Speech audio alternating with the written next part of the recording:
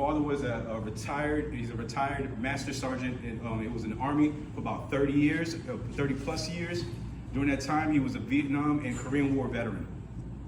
As many of you may be familiar, I don't know if you're familiar or not, but many of those soldiers that returned from combat weren't met with awards or accolades, right? In some cases, they were spat on just because of their involvement in those conflicts. Also, those veterans that returned from the conflicts came back to a less than ideal support system, right? They didn't have PTSD, in these therapy and support sessions and things like that. I think the closest thing they had was a term that was called shell-shocked, and my father was that. Along with many other veterans, he turned to alcohol as his therapy to coping.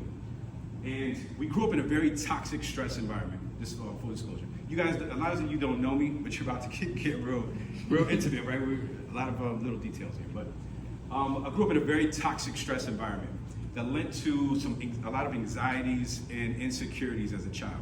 It also led to some early learning delays that I had as a child. I stammered and stuttered. Sometimes it comes out a little bit. I had dyslexia as a child. I had speech impediment. I had to go to therapy once a week. And I also went to ESOL, if you're familiar with that, English as like a second language, because we only spoke Spanish in the house. So I feel Tim looking at me wondering, like, who the heck did I just invite to present to the group?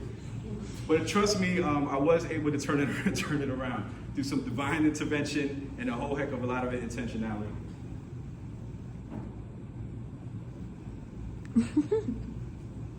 So this is, along with a lot of my friends, I will say,